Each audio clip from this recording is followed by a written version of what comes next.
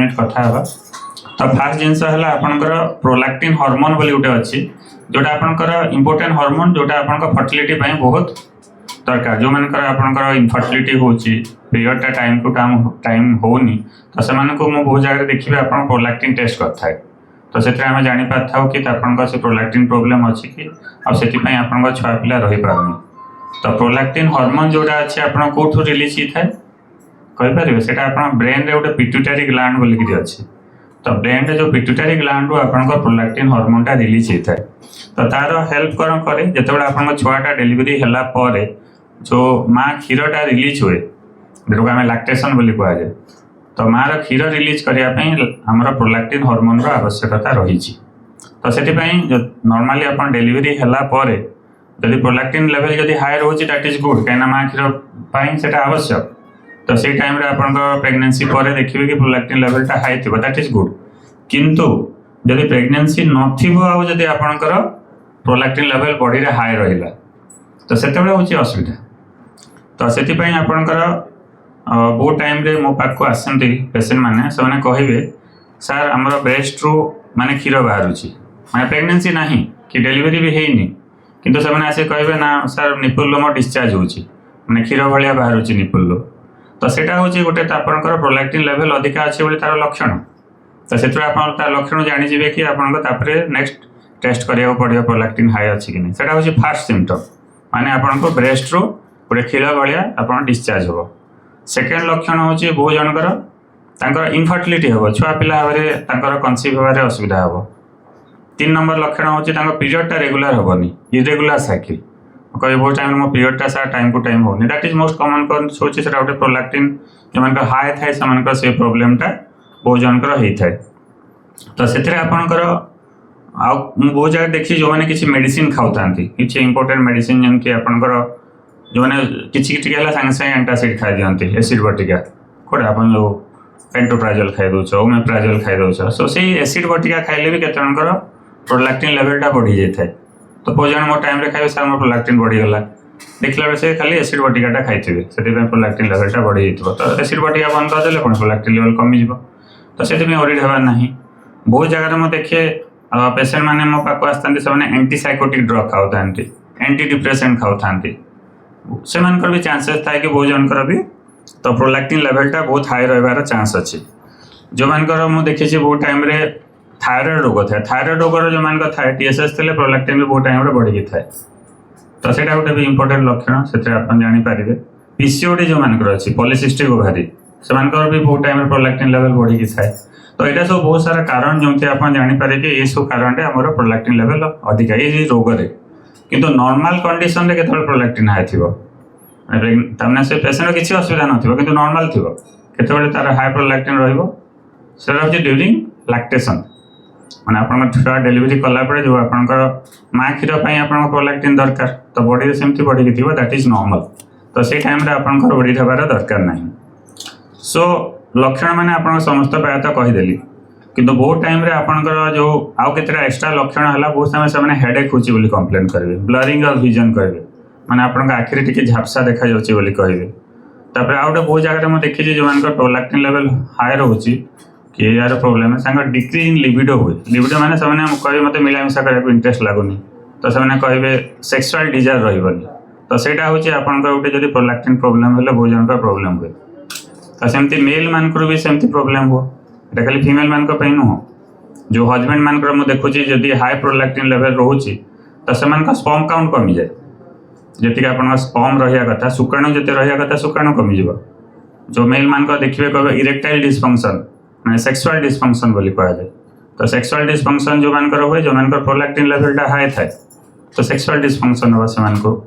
बहुत टाइम रे sexual desire comes decreases in the libido हम माने आमको मिलामिशा करने इंटरेस्ट लगुनि कहे। तो से हूँ मुख्य से हार्मोनाल कज आम हार्मोन को ताको इवाल्युएसन करने पड़ो। बहुत टाइम में देखिए मेल मानकर बॉडी हेयर कमे ना नॉर्मली मेल मान को हेयर अधिका रहे किंतु मेल मान जब बॉडी हेयर कमी जाइए देखिए गोटे प्रोलैक्टिन मान प्रोब्लेम थे से भी हुए। तो यहाँ गोटे केतटा कमन लक्षण जो आम सस्पेक्ट करूँ ये रोगटा थाईपे बोलिकी। तो से आम अच्छी बोली केमती जाना कन्फर्म यहाँ तो मुझे कहली लक्षण आपणकर किसी साइंस कहली साइंस एंड सिम्पटम्स। तो आप कन्फर्म केमती करेंगे आपंकर प्रोलैक्टिन प्रोब्लेम अच्छी बोलिक तो कन्फर्म कर एकमात्र सब उपाय हूँ आपंकर ब्लड रे प्रोलैक्टिन टेस्ट करा पड़ो। तो आम नॉर्मली सब जो मानकर प्रोलैक्टिन माने इनफर्टिलिटी आसती समस्त को प्रोलैक्टिन टेस्ट कराए। तो से आम जानी जाऊ कि प्रोलैक्टिन जो हार्मोन किसी इम्बालांस रोचे कि जब प्रोलैक्टिन बहुत अधिक हाई रेंज रहा तो से केसेस आमको केते जगह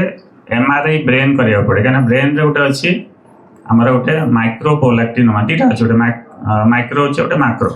तो माइक्रो प्रोलैक्टिनोमा जो मानकर अच्छी से मुझे देखी से प्रोलैक्टिन लेवल बहुत अधिक रेंज रही। तो अधिक रेंज जो मान रोचे मेडिसिन देला पर भी कंट्रोल होनी इन दैट केसेस रे जो आपंकर पिट्यूटरी ग्लैंड जो सीरीज प्रोलैक्टिन हार्मोन सिक्रेट होची तो से जगह जदि आपंकर माइक्रो प्रोलैक्टिनोमा हो गला तो सेटा आपंकर ये प्रोब्लेमटा करे। तो सेटा केमती जानबे आप गोटे एमआरआई ब्रेन करियो पड़ियो। तो गोटे किंतु जदि से भी बाहर से माइक्रो प्रोलैक्टिनोमा से भी व्यस्त हबार ना कहीं सेटा गोटे बेनाइन ट्यूमर। बेनाइन माने कौन दैट इज नॉट कैंसर सेटा कैंसर नुह। तो से व्यस्त हबार ना और मैक्सिमम केसेस में देखी जो मानकर ये जो माइक्रो प्रोलैक्टिनोमा मेडिसिन रे ठीक हो जाए तापाई आम पाखे एडवांस औषध मान अच्छी तो सेटा आम देकर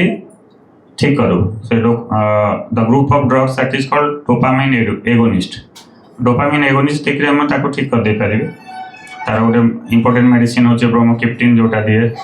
आउटे कैबरगोलिन दिए। तो ब्रोमोक्रिप्टिनटा होचे प्रेगनेंसी रे सेफ सेटा आम दे पारिबा किंतु कैबरगोलिनटा आपनका प्रेगनेंसी रे दिएनी अन्य जो मानका प्रेगनेंसी नाही दे कैन टेक कैबरगोलिन। तो सेटा खाके आम ताको ठीक कर पारिबा। आ जो मानकर मनकर बेसी प्रति 3-3 मास फॉलोअप करूँ दरकार पड़े आप माइक्रोप्रोलैक्टिनोमा भी होचे मेडिसिन देला 6 मंथ रे आउथे रिपीट भी करूँ तार ठीक कमुचे कि ना। जदि इन केसेस रे सब रेजिस्टेंट केस सब मेडिसिन देला पर भी ठीक न होला तो से केसेस रे आमे सर्जरी करिया पड़े with the help of A neurosurgeon. तो न्यूरोसर्जन का हेल्प रे आमे ताको सर्जरी गुटे करिया पड़े। तो सर्जरी रा आपनकर सेफ हेंती किसी डरिया ना ताको ट्रांसफिनॉइड पिट्यूटरी सर्जरी बोल कह जाए।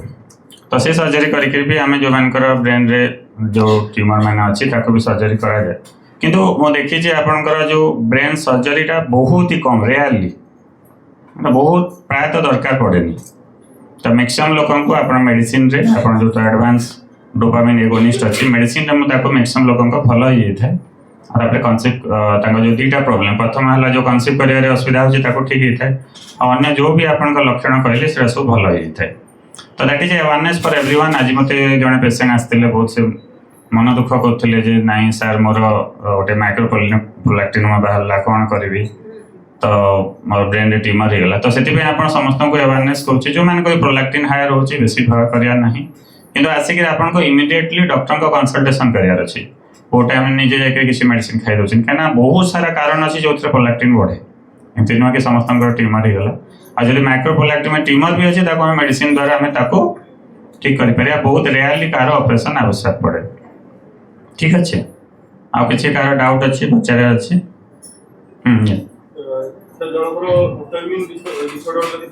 आज्ञा ऑटोइम्यून यस हाँ हाँ। तो क्वेश्चन टे पचारे जो मानकर ऑटोइम्यून डिजीज थाए ऑटोइम्यून माने कौन आप प्रथम बुझा पड़ो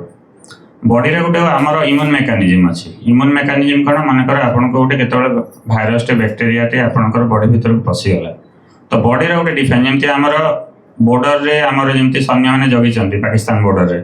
कहीं से किए टेरोरिस्ट आम भीतर को आसी पारे से बॉर्डर से सैनिक मैंने थे से जगह एका स्टॉप करदे आसीपारे। तो से बेले आम बॉडी डिफेन्स सिस्टम हो जोटा that is our immune system. Immune system का आमर सैनिक से आम बॉडी भीतर को खराब जिनस भाइरस बैक्टेरिया ये सब आने को दिए। तो किंतु ऑटोइम्यून डिजीज कौन हुए सेटारे आपनकर बॉडी निज सेल को सी मैंने चिन्ह पारे से इम्यूनोलॉजिकल इम्बैलेंस हो जाए माने ऑटो इम्यूनिटी बोली बहुत जगह आपनकर कह जाए। तो निज बॉडी सेल निज बॉडी को माने आपनकर घरे जोटा निजर फ्रेंड जोटा अच्छी से आपन को डैमेज कला फॉर एग्जांपल तार आपन सांग होइछि किंतु आपन क्षति करूछि तो से भलिया एग्जांपल नै कि बुझी पारिबे that is not your enemy but your friend किंतु जेहेतु तांकर इम्यूनोलॉजिकल इम्बैलेंस है कि से तापन निज बॉडी रो क्षति करियाटा स्टार्ट करला in that case auto immune disease माने बहुत सारा हमर हुए तो से केसेस रे हमें प्रथम कौन इम्यूनिटी जो इम्बैलेंस है हमें नॉर्मल करिया पड़ियो नॉर्मल करिया पे हम पाखरे बहुत सारा इम्यूनो मॉड्यूलेटर अच्छे इम्यूनो मॉड्यूलेटर देखिए आम कौन करूँ ताको बॉडी जो इम्यूनोलॉजिकल प्रॉब्लम अच्छे आम कंट्रोल को आनी था तो बहुत सारा इम्यूनोलॉजिकल कज अच्छे गोटे आपंती आम इनफर्टिलिटी बहुत जन आसता आप्ला सिंड्रोम गोटे अच्छी तो से बहुत जन आसते रिमाटॉइड जो arthritis that is also immunological कज से जोग्रेन सिंड्रोम अच्छी तो बहुत सारा एमती सिंड्रोम माने अच्छी जोटा ऑटो इम्यून डिजीज तो जो मानकर ऑटो इम्यून डिजीज अच्छी से कनसीव हो किंतु कनसीव है मिसकैरेज जाए कहीं बॉडी से आपन छुआ को चिन्ह पाए जमी कहले निज जिनस को से जापर भल जिनस को माने से निजे आइडेंटिफाई कर छुआटा कनसीव होबार प्रोब्लेम हेनी छुआ कनसीव हो किंतु छुआ मसे 2 मास हो सागे सागे छुआर मिसकैरेज हो जाए माने एबॉर्शन हो